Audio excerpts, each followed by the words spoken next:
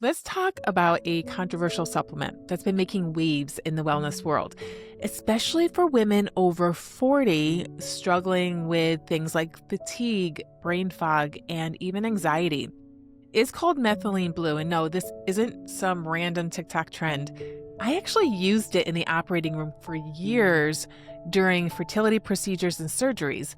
But now it's gaining serious attention for its ability to boost energy at the cellular level. So, in this video, I'll break down how it works, how I'm personally using it, and what you need to know before trying it yourself. Because, yes, it's exciting, but may not be for everyone. What exactly is methylene blue? Well, it's been around since the late 1800s and was originally used as a medical dye.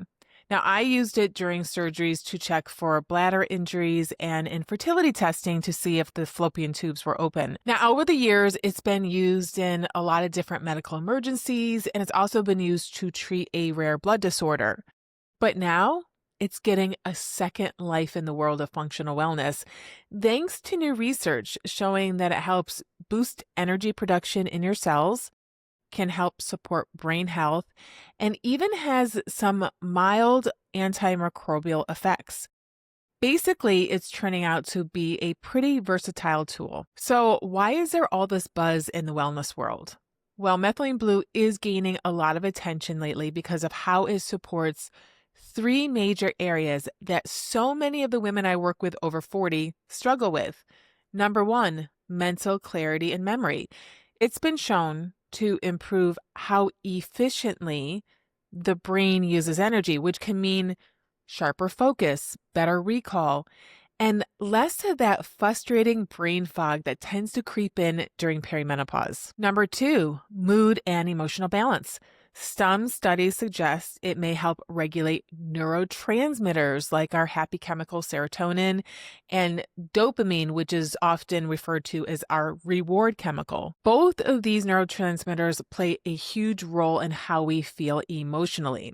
That means fewer mood swings, a greater sense of calm, and more resilience to stress. And then we have energy support and overall healthy aging.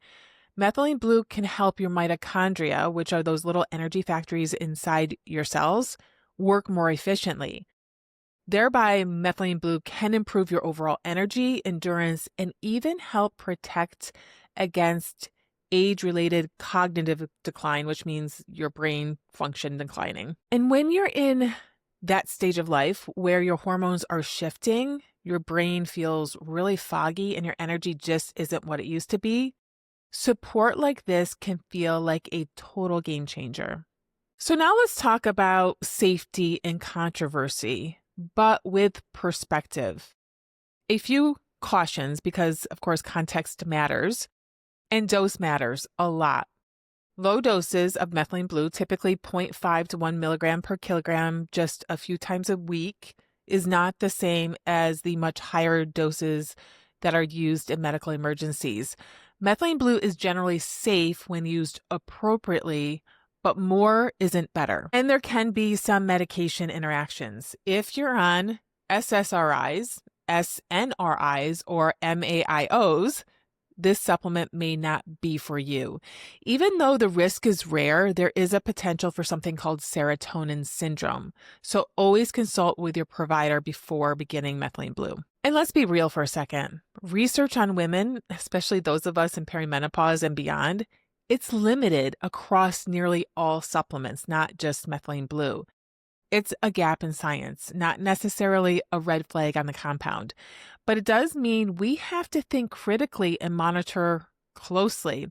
That said, here are a few specific areas where extra caution makes sense. Number one, thyroid conditions. In very high doses, methylene blue might interfere with iodine uptake or thyroid enzyme activity, which could impact hormone production.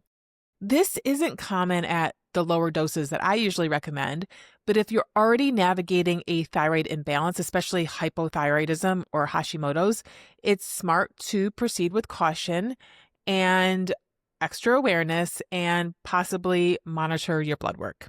And you might be cautious if you have a histamine sensitivity. Methylene blue has mild MAO inhibiting properties, which essentially means it might slow down the breakdown of histamine. So if you're someone who struggles with flushing, hives, migraines, or anxiety from histamine-rich foods or environments, this could potentially make your symptoms worse. Now, it's not an automatic no, but it's a go slow and observe how you feel kind of situation. And then we have high blood pressure or hypertension. Here's a lesser known one. Even low doses of methylene blue can occasionally lead to elevated blood pressure, especially in individuals with pre-existing hypertension. If your blood pressure tends to run high, or if you're on a blood pressure medication, it's essential to monitor your response closely. Again, it's not a deal breaker, but it does make a strong case for working with a practitioner who understands the nuances. And methylene blue has some mild antimicrobial effects, even at low doses. That might actually be helpful if you're working on gut health, especially issues with biofilms or stubborn imbalances. But if you're in a rebuilding phase, just go slow and support your gut alongside it. Bottom line here, none of these are automatic disqualifiers, but they are invitations to proceed with support and supervision. Your body, your symptoms, and your response are unique. And that's exactly why personalization matters. So here's a little personal story for you and how I use methylene blue. When I first started using it as a supplement, I followed the advice to use it as a troche. You let it dissolve between your gums and cheek for better absorption. And these are the troches. Well, let's just say it worked, but it also dyed my mouth bright blue. One day I had a full day of Zoom calls. I had to record YouTube videos, and I also went through a virtual certification that involved breakout rooms in face-to-face time. And my mouth looked like I just ate a bowl of blueberries.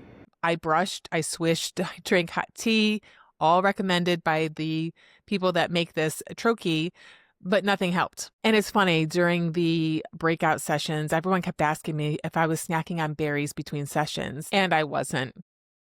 I even followed the tip from the product makers to hold the troche in the same spot, but it kept happening. So now, instead of using it like a true troche and letting it dissolve, I am swallowing it, especially if I know I have a lot of camera time. So when you swallow it, it is less bioavailable, but definitely more socially acceptable. And just so you know, using it as a troche, which is recommended, it's generally better. It absorbs faster through the mucous membranes and it bypasses the liver, which means more of it reaches your system directly and the effects kick in sooner. But if you're like me and you can't risk walking around looking like a Smurf, swallowing it is a total valid option. It just takes a little longer to feel the effects and you may need a slightly higher dose. So here's the takeaway. Some people feel great taking methylene blue just a few times a week. Others may need daily use for a short time, especially if they're in a high stress season, if they're recovering from illness, or rebuilding after burnout. But no matter your dose, the goal isn't to stay on it forever. This is a short-term support tool while you're also doing the real work, like eating whole foods, reducing stress, improving sleep, and supporting mitochondrial health in other ways. And as always, you hear me say this all the time, start low and go slow. Everyone's sweet spot is different. You may need to gradually titrate to find what works best for your brain and your body. And if you're curious about how to get started safely, I created a free resource just for you. It's called my Methylene Blue Starter Toolkit. Inside, I walk you through how to dose it properly, how to avoid common mistakes, and which supplements I personally stack with it for better energy, mood, and brain clarity. I also share the exact brand I use and recommend and a 15% off discount, but I can't mention it here, so make sure to grab the free guide below this video to get access. As much as I am a fan of methylene blue, it's not for everyone, and it's important to know where caution is warranted. So once again, if you're on an antidepressant, specifically SSRIs, SNRIs, and MAOIs, combining them with methylene blue can increase your risk for something called serotonin syndrome. Again, this is rare, but is a hypothetical risk. And it's serious, so don't self-experiment. If you're pregnant or breastfeeding, just skip it. We just don't have the safety data for those stages of life. And if you have liver or kidney issues, are highly sensitive to histamine, or prone to severe anxiety and overstimulation, this might be too activating for you. There are gentler ways to support your mitochondria without tipping your nervous system out of balance. You can try it under the guidance of a practitioner, but just be aware of the side effects. So if you're considering trying Methylene Blue, here's how to do it wisely. Number one, get a baseline. Before starting anything new, take a personal inventory. What's your current energy like? What's your sleep quality, your mood, your focus? You need a starting point to know if it's helping. Number two, start ultra low. For most people, that's around 0.5 milligrams per kilogram of body weight, and only every other day to start. In this case, more is not better. Higher doses can be overstimulating, and high doses can be toxic over time. Now, the supplements I recommend, they come in super low doses, and you really don't have to calculate, especially if you get my guide. And of course, you're going to want to track your response. Once you're taking it, notice your sleep, your mood, your ability to focus, and even your digestion. Are you feeling clearer and more energized, or jittery and off? Pay attention, especially in the first few weeks. And then layer it into a strong foundation. Methylene Blue is not a fix-all. It works best alongside core health habits like keeping your blood sugars balanced, working on your gut health, working on better sleep, and regulating your stress. Without this, even the best supplements can fall flat or even backfire. And then you might want to consider working with a professional, especially if you're taking medications or have hormone imbalances, thyroid issues, or a complex health history. A trained eye can help you dose appropriately, avoid interactions, and build a safe, supportive protocol. So here's the thing, Methylene Blue isn't a cure. All of those root causes still matter, but it's a tool, especially in midlife wellness, to support mitochondrial function, mental clarity, mood, and energy resilience. When it's used wisely, it's a respectful nod to your biology, not a gimmick. And if you're curious whether Methylene Blue can fit into your wellness journey, or if you want a more personalized approach on how to fit it in with balancing your hormones, improving your energy and your mitochondria, just book a call with me. I've just opened a few slots in my brand new wellness programs. The link to book the call is in the description below. And with that, we'll see you right back here next week. Ciao.